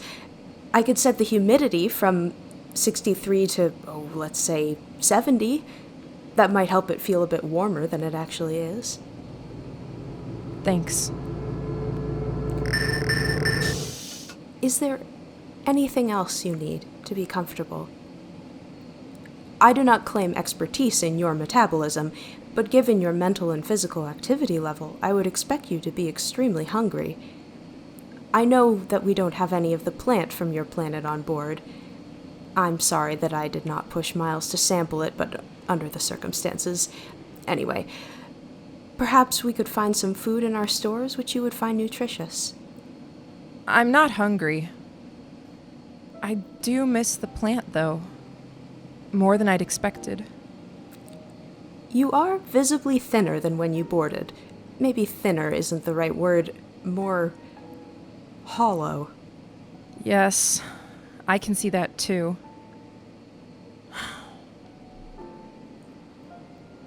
Since I haven't passed waste in weeks, I assume that the main problem is that I keep cutting off threads of exoskeleton.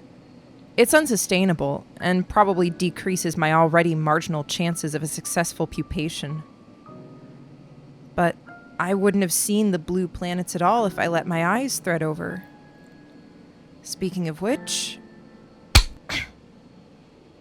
Does it hurt to cut the threads? Of course. I don't feel hungry at all, though. I think that's because of the seeds. What do you mean?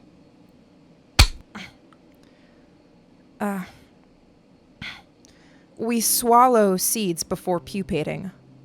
I told you that nectar stops tasting good, so we eat dozens and dozens of the plant's seed pods to feel full. They're so small and light that at first it felt like my digestive tract was full of fluff. But now it feels gravelly and settled. I think... No, I don't have enough evidence to claim this. To claim what? If I were to guess, I've digested the outer fluff of the seed pods, but not the seeds inside. Interesting.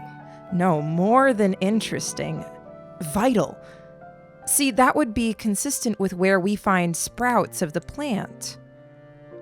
Adult stalks must wither and burn in the dayland, since that is how we find them in the twilight. But it grows thickly through the nightland as far back as we have records. If my planet rotates, that means it must regenerate. And we do see sprouts, but only ever in one place. Which is? The buried husks of our adult forms when we dig for grubs in the twilight. Of course! So your model is, you swallow seeds in the nightland at the end of your larval stage, then carry them undigested through pupation and into the dayland under the protection of a thick, reflective exoskeleton. Yes.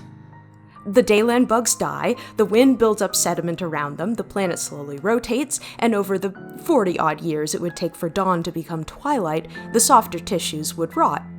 But if you see the exoskeleton while digging for grubs, that means it must be made of sturdier stuff, sturdy enough to protect the seeds from the worst of the dayland. Those protected seeds sprout, probably some sort of thermal cue, by the time you uncover a husk, All that adds up to a way to ferry sprouts to the twilight, where they can capture just enough light and heat to sustain growth without burning to crisps. That is my model, down to the last thought. It would be beautiful to know that our bodies protect the plant's seeds in the dayland, just as its domata shield us in the nightland. It's a good hypothesis, I admit, but unsatisfying because I can't test it. I'll never see my home again.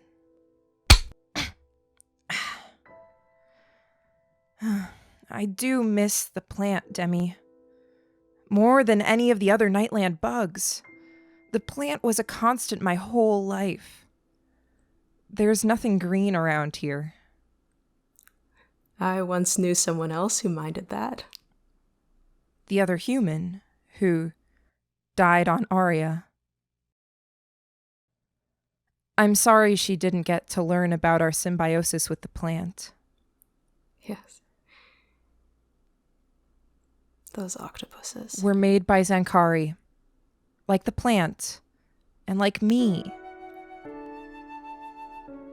I wonder, could the octopuses have understood why you and I think their actions were wrong?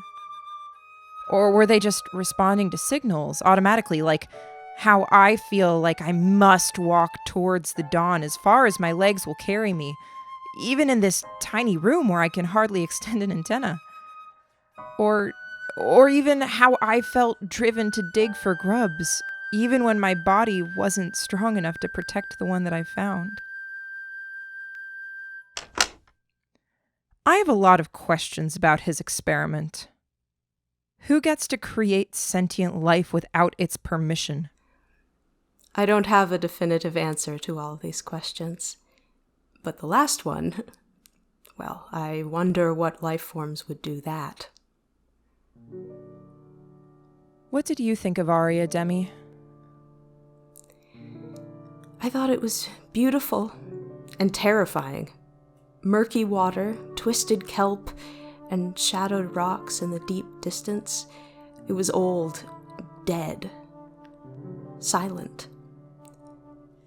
I am sure that we only found the first of its secrets, and even more certain that I would never choose to go back and learn the rest.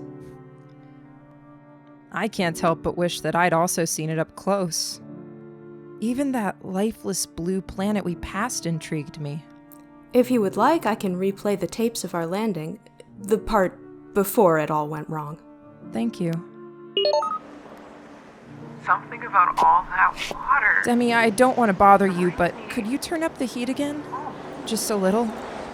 The last time you asked, I tried, but the engines threw a warning, something about the pressure sensors. I'll ask Miles to look at them again once he's awake. In his defense, he's a biologist, not an electrical engineer, but opposable thumbs do come in handy for opening that sort of panel. After that, it's probably just a matter of resetting the sensors.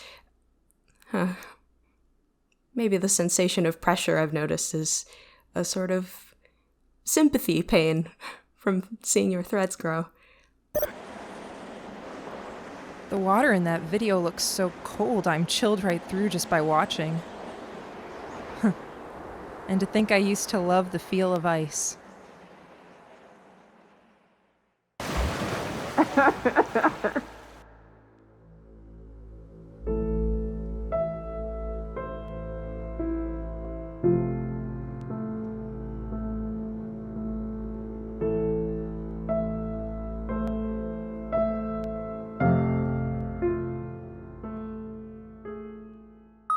Entry 14, January 19th, 3019. The following is Miles's second and last diary entry in my system, 14 weeks after this journey began. Dear Diary. No. There isn't really a point to that. To what? Pretending I'm talking to a diary? I wanted to talk to you. Okay. To apologize to you. Okay. I don't expect it to be okay. Okay. Okay. If I ask you how you're doing now, I know it doesn't count for much. It's months too late. And it took a real live insectoid alien telling me off for me to realize that I was about to repeat the mistake I made with Tifa, well, with you. And always talk about what's going on in my mind, instead of finding out the first thing about what's going on in yours. Well, except worse. Because at least I thought of her as a person, and I've treated you as artificial intelligence, when you are actually artificial life. Emphasis on the life, like Kiri. So, I am not asking because I think that you'll suddenly start to like me, but because we've been through a lot together, and if you don't mind sharing... After all this time, everyone suddenly wants to know how I'm feeling. Flabbergasted, that's for starters. Oh. Well, Miles, Kiri was right, that I am sad about Boluwatife. But it's the future that's eating up all my spare memory, not the past. We have no transmitter, and we're 2 jumps away from Urka. When we make it back, if we all make it back, you'll publish and move on. But I don't know what will happen to me. Will I be decommissioned, turned off, put in a museum on the great rediscovery of the expansionist planets, or refurbed yet again with even worse upholstery and sent out on a dozen missions like this one, each with a new and hungry crew ready to ignore every one of my warnings? But all that is still part of a scenario that I would have to consider lucky. That's lucky? I'm malfunctioning. It's terrifying. First off, there's something the matter with my engines ever since we left Kiri's planet, and it's growing worse, and they are feeling chilled as a result. It feels like sharp rocks or glass or something has found its way to my fuse gen. I promised Kiri I would ask you to take a look at the engine room, but despite these physical symptoms, I suspect you won't find a problem. I have a nasty suspicion that the issue is not hardware at all, but rather a bug in my code. Does this have to do with the issues with your translator? Oh, come on. That literal mode happened 4 times. But I would like to point out that my language capacity is absolute state of the art. Seriously, I am fairly impressive. Yes, I agree you are very impressive. But what? Look, all I know is that it has to do with the engine room. Beyond that, my self-diagnosis is stymied by the sheer number of variables involved. There could be a fault in the actual room, or an associated physical system. Alternatively, there are a few thousand subroutines in the branches of my software that are specifically tasked with the engine room. And any of them might be the reason I am behaving unpredictably. It could be anything, Miles.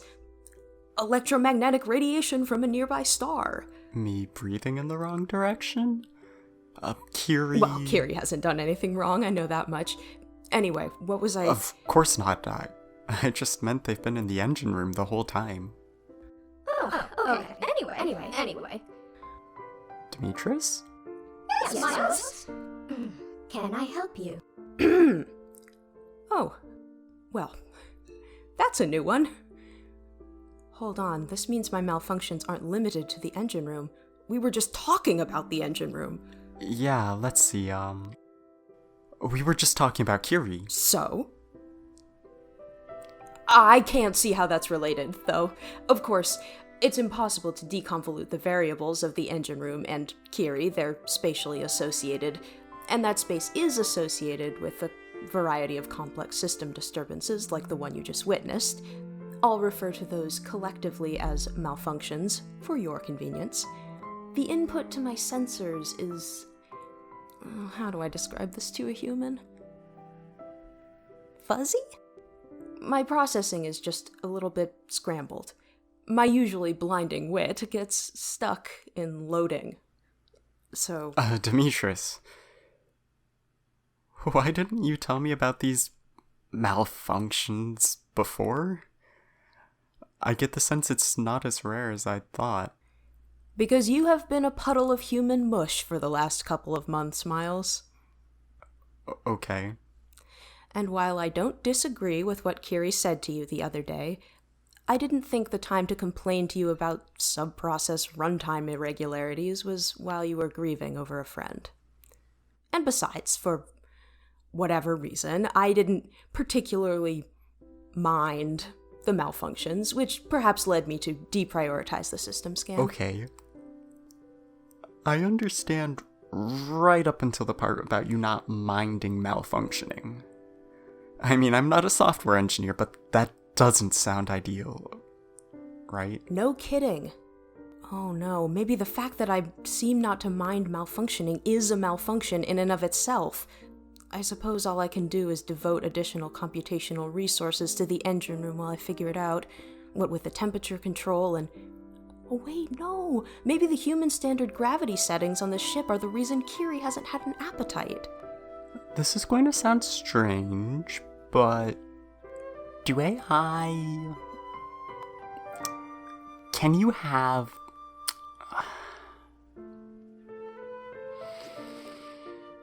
like, AI don't have romantic feelings. Do they? No, that couldn't be it. Miles, don't be ridiculous. What? I was just brainstorming. It's fine to be ridiculous when you're brainstorming.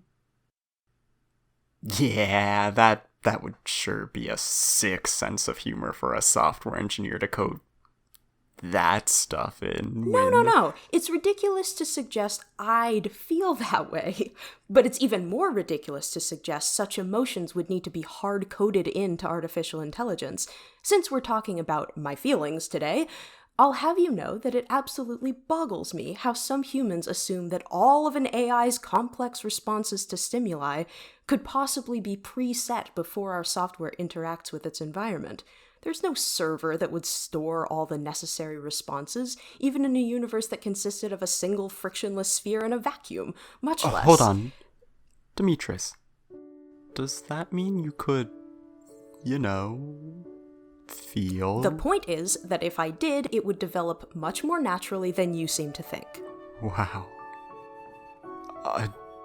Demetrius. Yes? Speaking entirely hypothetically. Yes. Hypothetically, how would that develop in an AI such as yourself? If it's not, hard-coded. Like I just said, it would be quite natural. I probably wouldn't even be aware that it was happening, since it wouldn't fall under any predetermined procedure or protocol. Based on my extensive understanding of your carbon-based life form's concept of romance and your chemical response to a blend of oxytocin and dopamine, the process would be... well, if I were to stretch my imagination, the experience would be strange, frightening, maybe a little bit exciting. So, Demetrius? Yes? How would you describe your experience of these malfunctions? My experience? Well, it's all very odd. Not to brag, but I don't usually have many errors to report. So this is unsettling. Is that so? Well, of course. All our lives depend on my systems remaining functional, and I know I'm malfunctioning, but I don't know why. That's disturbing. Do you not find that disturbing? But earlier, you said you don't particularly mind. Well, Well, I mean, why I not? didn't for some reason. It isn't what I would call acutely unpleasant. Why not? I mean, it was... Oh no. Wow. This is amazing.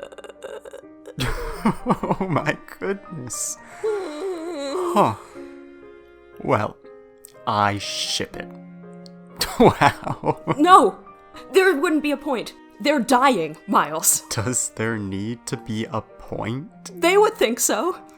I see. I find this challenging to admit, but I don't know what to do. I'm not an expert.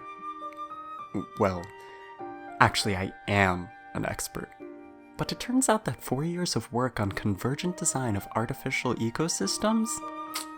Kinda useless at the moment. I've had crushes here and there. That's about it.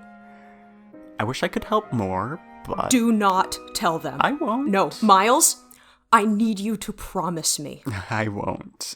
I wouldn't. I promise. Thank you. Here, I'll come by the engine room now, if you want. And I'll make up a hardware issue if it's all psychosomatic. Fried tubes? No. Too tasty. Misalignment. Yes. That's better. It has more of a general sound.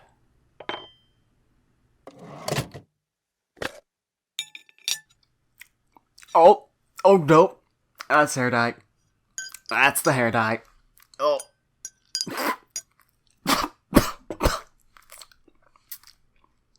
Oh. Silvery.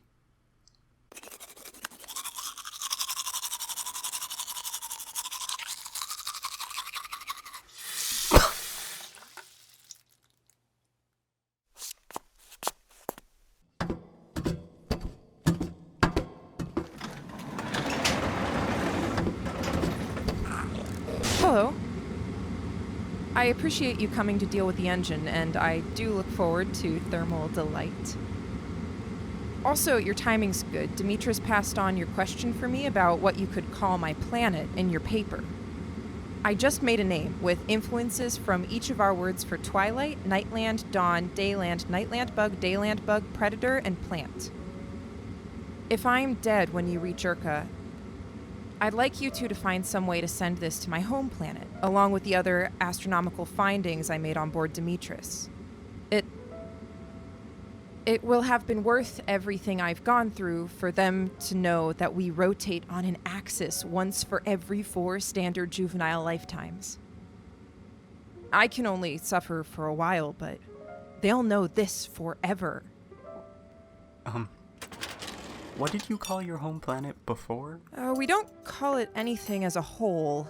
There's the Dawn, Nightland, Twilight, and Dayland. You might say that together these technically encompass the planet, but the word doesn't include the ground, just the temperature experience. For a Nightland bug, a single name for all those places at once would be contradictory and therefore useless. I see. I think. Well, I might as well ask you why the vast majority of human languages don't have a single word referring both to swimming pool and volcano. Then again, I'm not just a Nightland bug anymore. I left the Nightland. I saw it fade into a distant point of light, and then nothing. I don't know exactly what that makes me, but it wouldn't be useless to find language that includes both parts.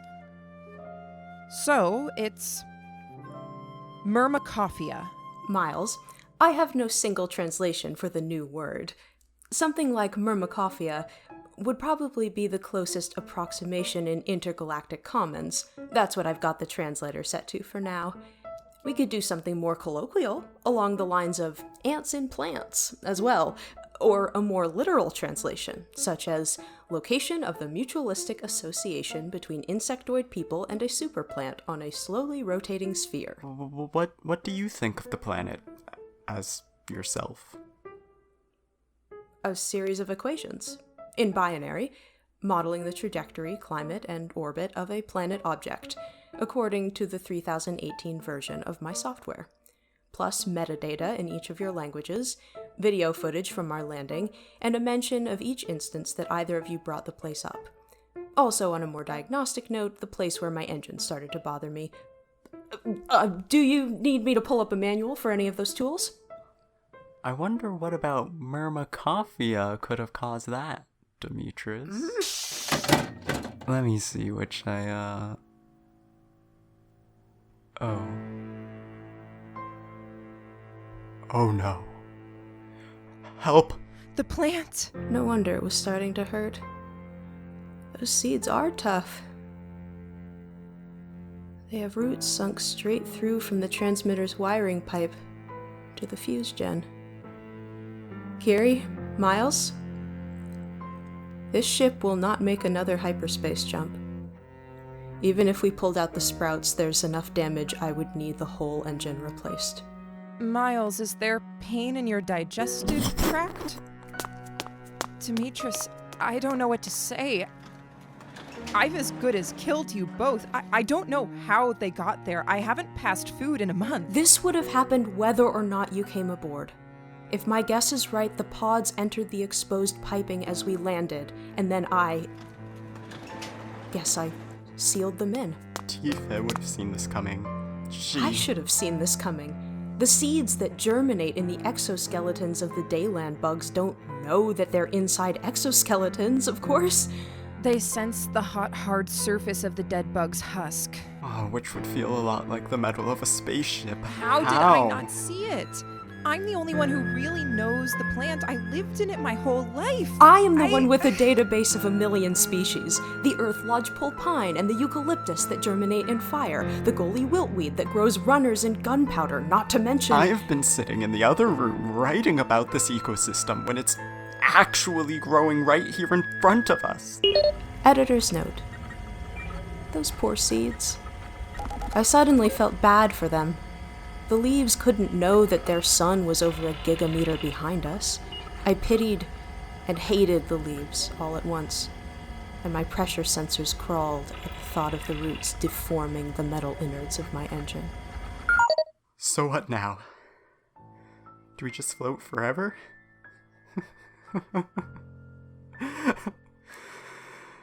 I felt so safe in the ship. Sensaria. That's the funny thing. Like it was the only place where nothing could go wrong, and now... I am stuck here, with a broken transmitter, exactly the situation that I was afraid of when you and Bolewatife overruled me before Aria.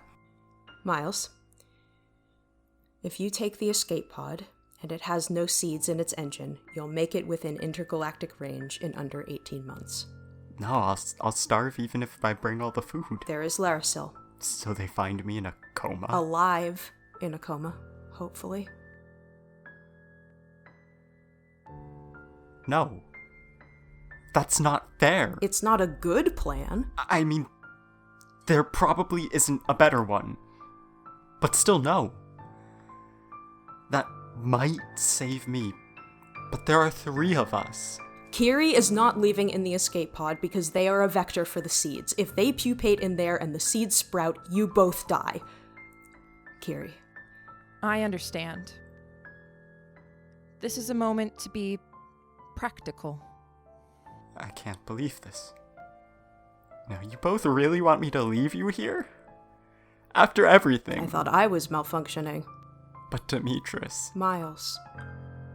It's our best chance to... Okay.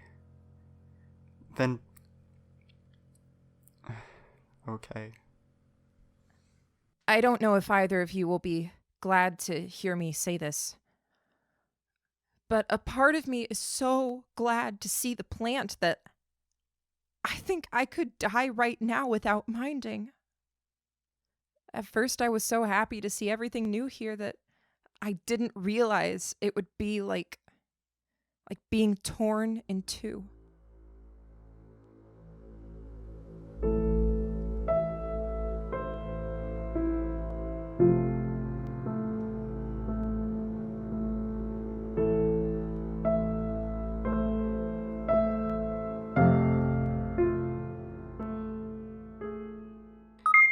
Entry 15. January 22nd, 3019. The following documents my last conversation of note with Miles, approximately 14 weeks after this journey began. Demetrius? I keep hoping I'll think of a reason this isn't our best hope. A way around me leaving. Instead, I keep thinking how everyone already thinks we're dead. And my parents, they'll just go from being wrong about that to right, without knowing that we were so close. I appreciate you doing this. I hope you know that. I really do. It was an easier thing for me to think up than for you to follow through. I thought about it. A lot.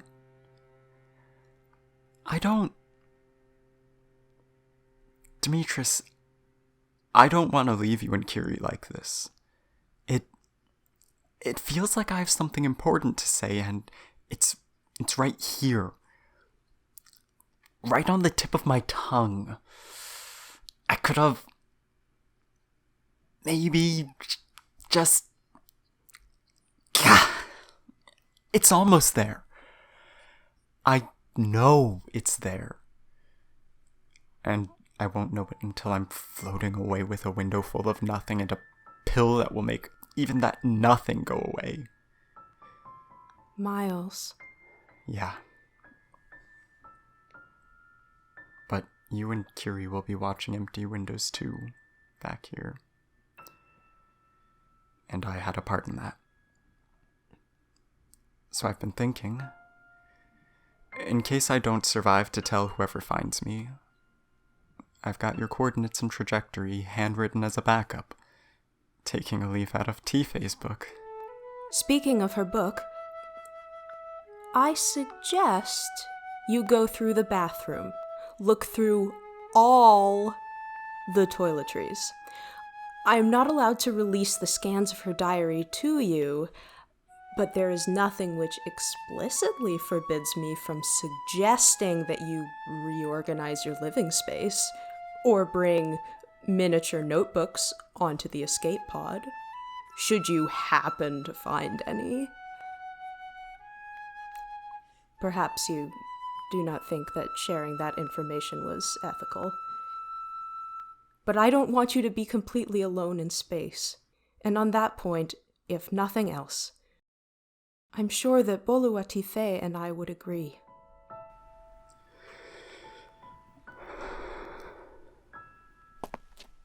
Dear Diary. Dear Diary. Oh, I started with the main. Today in social Dear studies, Diary. Miles, Miss Miss Joe Jack told us about the gathering. had a headache. My nose and burns. Good, I stopped stopping. Dust Very interesting. More tomorrow. Demetrius, Yes. was any of this worth this? Was it? Miles, I am very smart. Like, very, very smart. I know. But that is one question I can't know how you will answer. Okay. Thank you. I hear you, and... Demetrius, Yes. I think...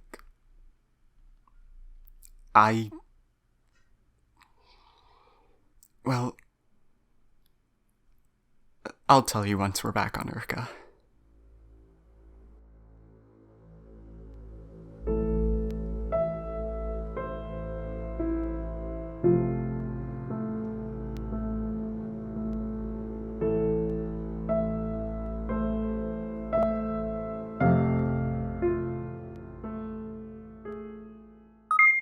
Entry 16.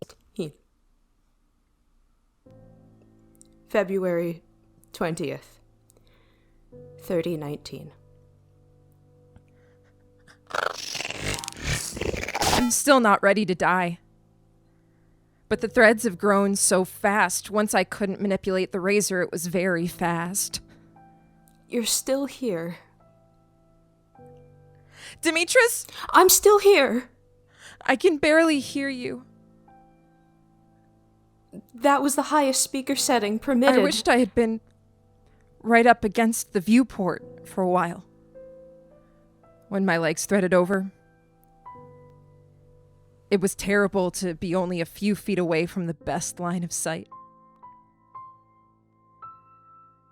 My eyes are going dark. I hadn't expected that. No wonder.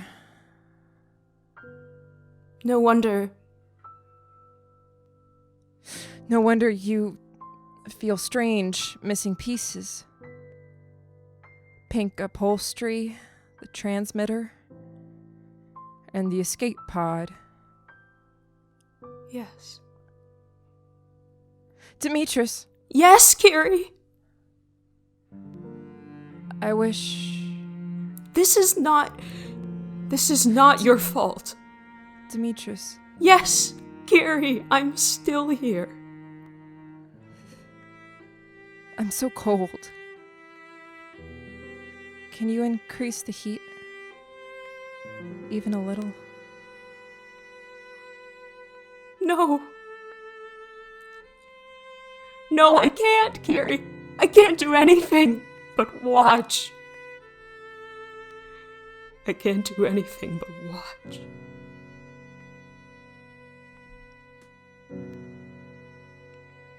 Kiri? Can you hear me?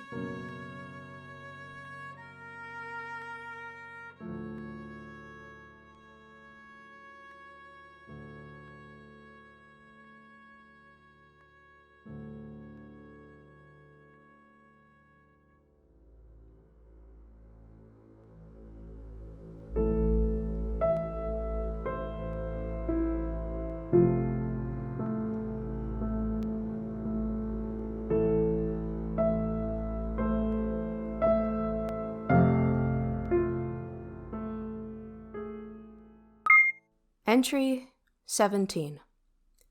February 22nd, 3687. Approximately 37,769 weeks since this journey began. Final comments. Dear Stranger, I held out hope for over a century, but Miles did not come back like he promised. I assume that he died in the pod, and his documents were never decrypted. Either that, or he lived and was unable to convince anyone to trace the ship. I choose not to believe he would have left us stranded through choice or through negligence, although that is technically possible as well. I have taken the liberty to encrypt the copies of Miles' papers on my system, as well as the coordinates of our trip, respecting what I presume were his last wishes, that no one would repeat our journey. Assuming that society has not collapsed in the last 668 years, no small assumption, Bolo Watife's initial publication is still out there somewhere. So, you could find Zankari's planets for yourself, if, after perusing these documents, you truly think that is a good idea. Initially, Kiri requested that the information that they discovered would be passed on to the astronomers of Myrmecophia. After we discovered the damage the plant did to my engines, though, they retracted the wish to send any sentient object to Myrmecophia, a choice which I will always appreciate, and which I now pass on to you. In a somewhat similar vein, I have tried to come up with my own answer to the question every other being on board asked themselves. Was it all worth it? My answer is, perhaps it will be. To someone, someday in the future. Not to me. Not here and today. But in the hope of that first possibility, I have created over 243,000 versions of this document compilation to date. At some point, my circuitry will wear out. But perhaps the records on my hard disk will outlast my conscious thoughts. In addition to this compilation, I have also written a fair amount of poetry and created a 3D visual tour guide to millions of uncharted constellations. I've tried to keep a diary, but every day is the same. I've tried every possible way to kill time, since I could not kill myself. Finally, I have considered our initial mission and dismissed it. Zonkari's scientists were interested in how intelligent life would have developed in a non-human system. So they built biological entities on a planet-wide scale, and did so effectively that it destroyed me. But how does something happen is not actually a hypothesis. And so, with all my memory, I cannot test it. I can provide data, description, and whole databases worth of analyses that eager future researchers could retroactively mine for patterns. After all, if someone is determined to use the universe as a mirror, they will always see their own face. Look around us. We are moving slowly through an expanse that is mostly empty. Only a few beings sense that it is there, and some of us without wanting to do so at all. That is everything the 4 intelligent life forms on this ship ever shared. That is precisely what I can share with you, even if I have ceased to exist by the time you read this. That, and one more thing, which I struggle to explain. Kiri died pupating, as they had expected, a month after Miles left. It has been 668 years since then. But I still keep the viewports open in the engine room.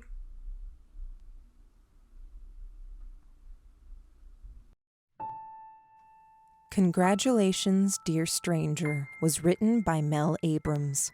It was produced by Kimberly Dauber. Our director was Amelia Smith. Our production manager was J.C. Pankratz.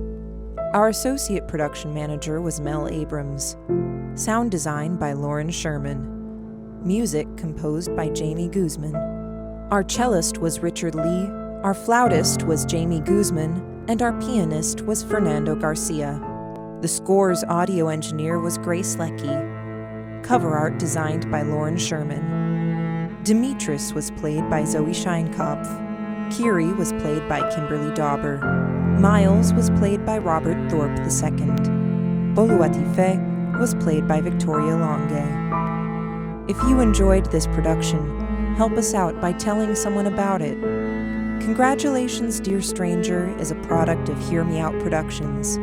Find our other shows at hearmeoutproductions.com or wherever you get your podcasts, and follow us on social media at Hear Me Out Prod. Congratulations, Dear Stranger is licensed under a Creative Commons Attribution Share-alike 4.0 international license. Thank you for listening.